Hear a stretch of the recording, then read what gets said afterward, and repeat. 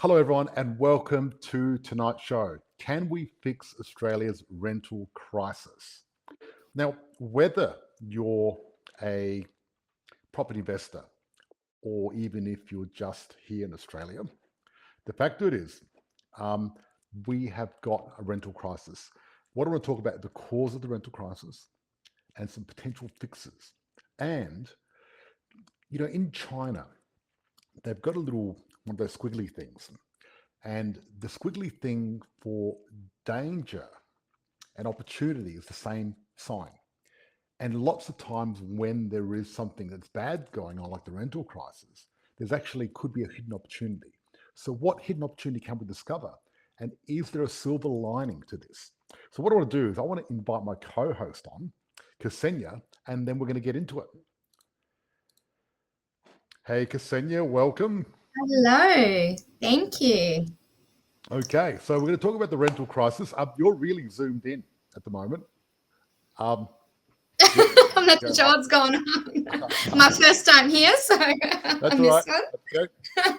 You're coming live from Sydney, and today we're going to talk about the rental crisis. So what I was going to do is I was going to jump in and go through my presentation. Let's talk about why we've got a rental crisis and some potential fixes, and see what the government's doing, and see if the government's doing a good job. Okay, so I'm going to share my screen. Allow share window. Okay, no, this has turned into a regressive. Okay, I've shared everything, and now we can't. We're sort of in a loop. Cancel. I'm going to try that again.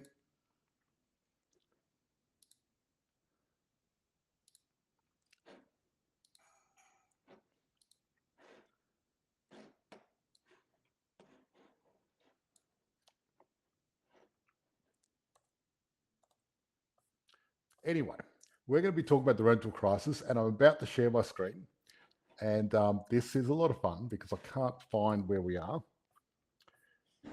What can you see in the screen, Ksenia?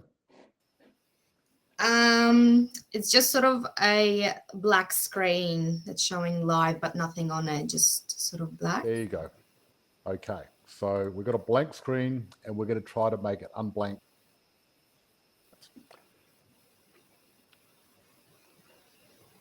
Okay, I'm back. Thursday technology. Yeah, absolutely. I love technology. It's great when it works, and when it doesn't work, it's not so good.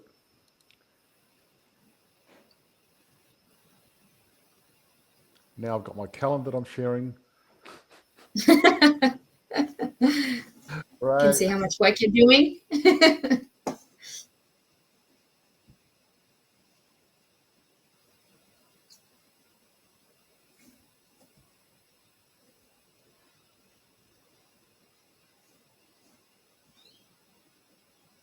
Are you there, George?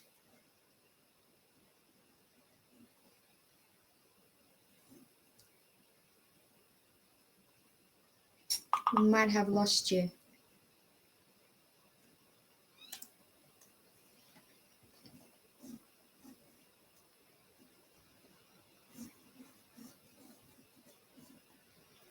Give us 1 second. Everyone? Seems like technical issues on George's end, so I believe he should be joining back in a second.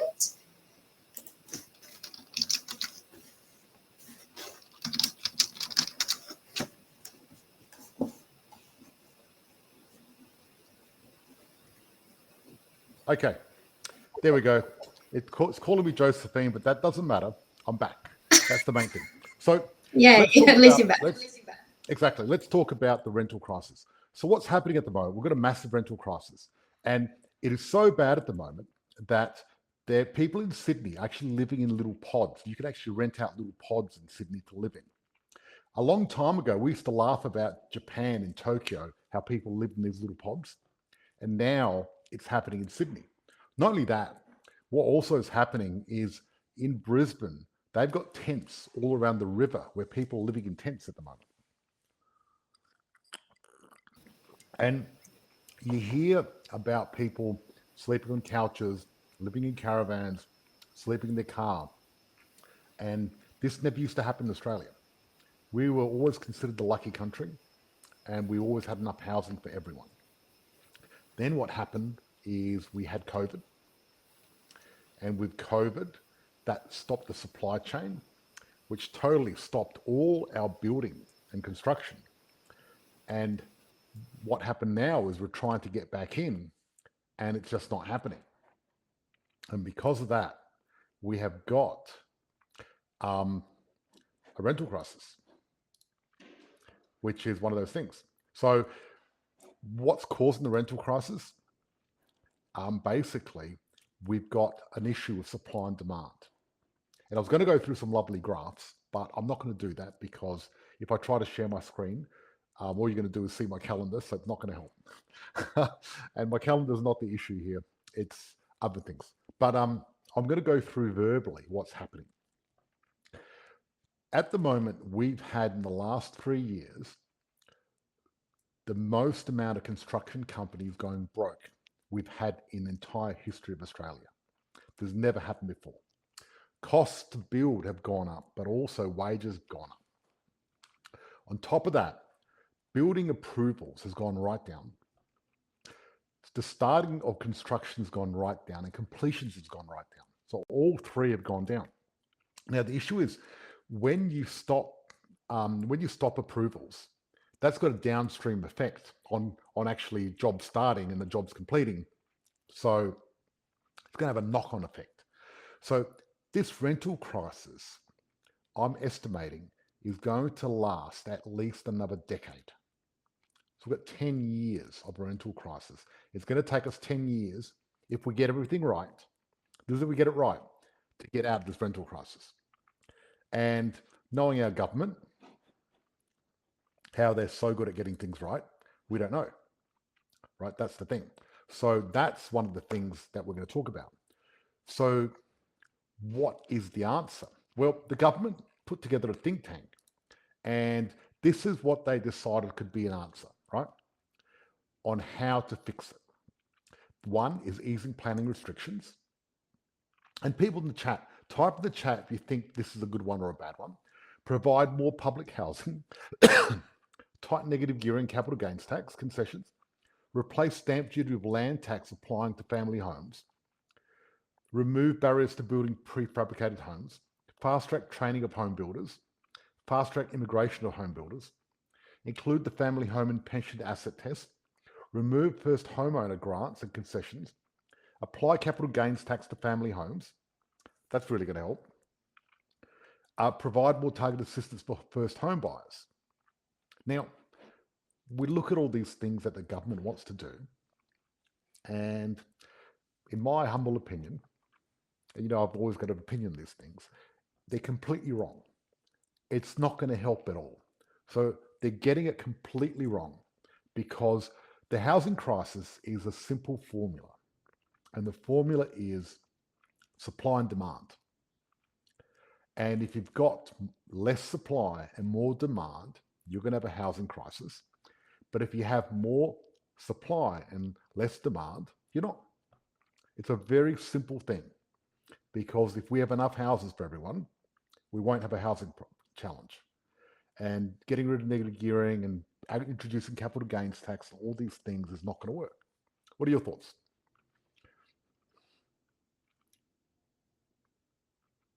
And the thing is, interest rates aren't helping. So one of the things the RBA has been putting interest rates up.